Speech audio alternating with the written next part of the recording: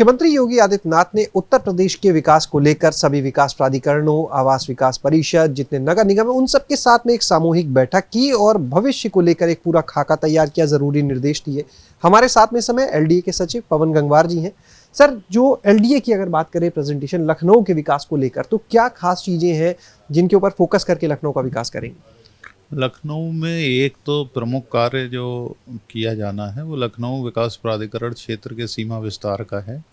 उसके संबंधित प्रस्ताव भेजा गया है और सीमा विस्तार के साथ साथ जिससे कि एक लखनऊ जनपद की सीमा और साथ में निकटस्थ बाराबंकी का क्षेत्र को सम्मिलित करते हुए एक इंटीग्रेटेड प्लानिंग करते हुए सुनियोजित विकास सुनिश्चित किया जा सके। इसके अलावा कुछ महत्वपूर्ण परियोजनाएं हैं जो एलडीए की तरफ से की जा रही हैं, जिसमें प्रमुख रूप से राष्ट्र प्रेरणा स्थल है जिसका 65 एकड़ में हम लोग विकास कर रहे हैं। उसके अलावा फिर ग्रीन कॉरिडोर परियोजना है जिसमें आईआईएम रोड से लेकर के और किसान पथ तक के पैच को 4 भागों में बांटते हुए उसकी डीपीआर तैयार की गई है और जिसके प्रथम चरण में आईआईएम रोड से लेकर के पक्का पुल तक 4 लेन रोड की कनेक्टिविटी को सुनिश्चित करते हुए उस कार्य के टेंडर भी फ्लोट कर दिए गए। इनके अतिरिक्त जैसे बटरा पैलेस लेक है उसके रिज्यूवेनेशन का और सौंदर्यीकरण के कार्य हैं और हेरिटेज जोन के कुछ कार्य हैं।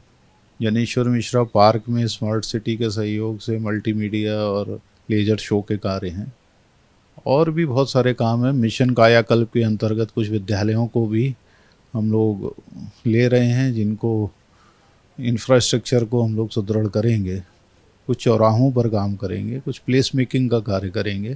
तो इन सारे कार्यों को माननीय आयुक्त महोदय की अध्यक्षता में जो बैठक हुई थी उसमें नगरीय आवास स्थापना निधि से स्वीकृत किया गया है। तो ये सारे कार्य हैं जो शहर के लिए बहुत इम्पोर्टेंट हैं और जिनको लखनऊ विकास प्राधिकरण करा रहा है।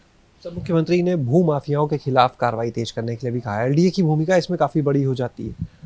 निश्चित तौर पर, क्योंकि सुनियोजित विकास का मतलब यह है कि जो नगर की जो शहर की महायोजना है जिसका प्रभाव लखनऊ विकास प्राधिकरण के पॉइंट ऑफ व्यू से देखें तो जो हमारे पूरे विकास क्षेत्र में होता है तो उसमें लैंड यूज़ के विरुद्ध कार्य ना हो और नक्शा पास करा करके सुनियोजित विकास हो।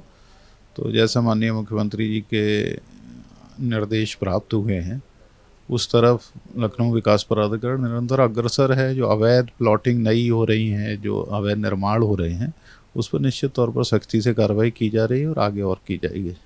सर, एनसीआर की तर्ज पर अब एससीआर की बात हो रही है, जिस तरह से बैठक में भी चर्चा हुई। एलडीए की अगर हम भूमिका की बात करें, उसकी भूमिका किस तरह होगी इस एससीआर में?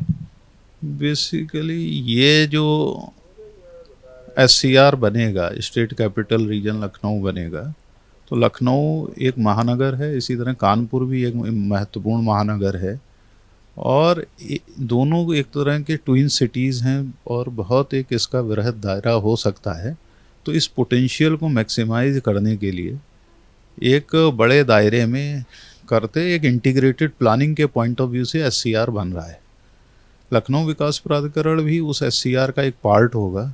अन्य प्राधिकरण जो उस क्षेत्र में आएंगे, लोकल बॉडीज़ होंगी, वो सब भी उसके पार्ट होंगी और एक इंटीग्रेटेड प्लानिंग एक वृहद स्वरूप में होगी जिससे कि राष्ट्रीय और अंतर्राष्ट्रीय स्तर पर इसकी अलग तरह से पहचान और प्रोजेक्शन हो, जिससे यहाँ पर निवेश बढ़ेगा, रोजगार सृजन होगा और इसका बहुत तेज़ी से विकास की तरफ गति मिलेगी। एलडीए की भूमिका की जहाँ तक बात है तो जो एससीआर रीजन के अंतर्गत जो एलडीए के विकास क्षेत्र के अंतर्गत आएंगे उसमें बृहद रूप से कार्य निश्चित तौर पर प्राधिकरण द्वारा किया जाएगा। तो ये थे हमारे साथ में सचिव पवन गंगवार जी, जिन्होंने बताया कि किस तरह से चाहे भूमाफियाओं के खिलाफ कार्रवाई की बात हो या फिर जो एलडीए के बड़े प्रोजेक्ट्स हैं लखनऊ को लेकर, जैसे बात करें अगर हम ग्रीन कॉरिडोर की, इसके अलावा प्रेरणा स्थल की, इन सब प्रोजेक्ट्स के काम को लेकर चर्चा की गई। और वहीं दूसरी ओर अगर एससीआर की बात करते हैं तो उसको लेकर ये देखा जा रहा है कि आने वाले समय में जो एससीआर होगा वो कहीं ना कहीं राष्ट्रीय अंतर्राष्ट्रीय स्तर पर अपनी एक अलग पहचान बनाएगा और निवेशकों को भी यहाँ पर आकर्षित करेगा। कैमरा से योगी राजू के साथ शैलेश अरोरा, एबीपी गंगा, लखनऊ।